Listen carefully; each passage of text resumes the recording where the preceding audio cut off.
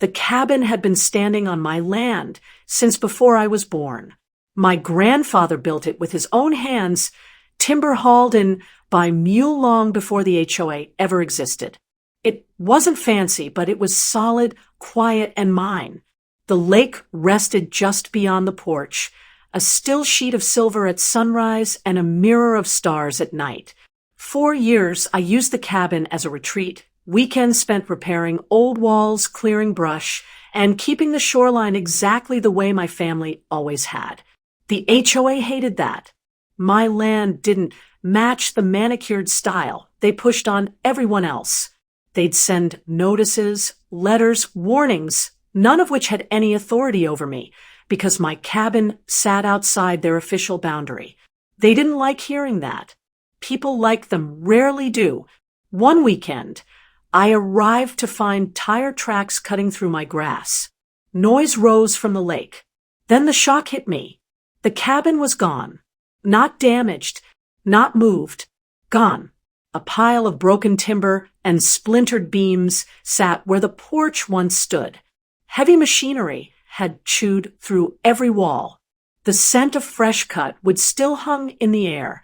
Down by the water, workers were clearing trees, opening a wide strip along the shore. They were carving out a walking path, an HOA beautification project designed to circle the lake. But the lake's shoreline wasn't theirs to touch. And the cabin they demolished wasn't anywhere near their jurisdiction.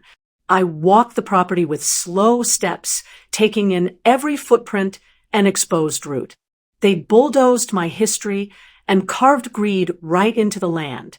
The HOA president had wanted a lakeside path for years, and now she'd taken it upon herself to make it happen, assuming I couldn't stop her. But the deed in my safe told a different story. My land didn't just touch the lake. It wrapped around it. Every inch of shoreline on their side belonged to me. And the surprise buried in the paperwork, the clubhouse they loved to brag about, the one they used for meetings, parties, and community events, it sat comfortably on my land, too. They destroyed the wrong man's cabin, and they'd built their precious headquarters on ground I controlled completely. If they wanted a war, they'd just given me every tool to win it. The first 48 hours after the demolition felt unreal. I kept pacing the empty lot where my cabin had stood, staring at the crushed foundation stones, as if the walls might somehow rise back out of the wreckage. The lake sat calm beside me, a quiet witness to everything, while the far side buzzed with the HOA's construction team pushing ahead with their grand lake path. They assumed they'd gotten away with it. They assumed I'd either back down or accept it as a community improvement. People who operate like that don't think in terms of ownership or consequences. They think in terms of entitlement dressed up as civic duty. I drove back home that night and pulled the old fireproof safe from my office closet. The deed was right where I left it. My grandfather had updated it decades ago when the county redrew parcels. The document laid out every boundary with precision. The land wrapped around the lake in an uneven horseshoe, giving me not just frontage, but nearly the entire shoreline, except for a tiny sliver on the far end where public access had once existed. And right in the middle of my property map, shaded lightly in red, stood a building marked as existing structure. That was the current HOA clubhouse. The board had always believed the previous developer donated the land to them. He didn't. He leased it, and the lease expired before the HOA was ever founded, meaning the entire building and everything attached to it had been sitting on my land without a single legal right for years. They could posture about aesthetics, fences, noise ordinances, and lake rules all they wanted, but none of that mattered. The law didn't bend to self-appointed committees drunk on authority. I scanned every page, taking notes, cross-checking the legal descriptions with current GIS data. Nothing conflicted. Everything lined up. The HOA had bulldozed a structure on private property, cut trees along a shoreline they didn't own, and used heavy equipment to grade soil miles outside their jurisdiction. This wasn't a complaint situation. This was a liability nightmare they weren't prepared for. The next morning, I went back to the site. Their path project had accelerated. A long strip of soil lay exposed, carved like a scar between trees. Fresh gravel waited in piles, and workers were laying down the first roll of landscape fabric. None of them looked twice at me. Why would they? The HOA president, Pam, had probably convinced them I was some disgruntled resident she'd handle later. But as I walked the shoreline, another detail caught my eye. Stakes with fluorescent tape were planted along the path, marking future lamp posts, benches, and emergency float stations. They weren't just making a simple trail. They were building an amenity feature, one they fully intended to promote, photograph, and parade in newsletters. An entire project built illegally on my land. I kept walking until I reached the clubhouse.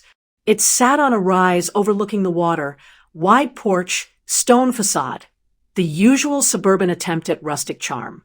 Cars filled the parking lot. A committee meeting was underway, planning, no doubt, how to celebrate the upcoming lake path ribbon cutting.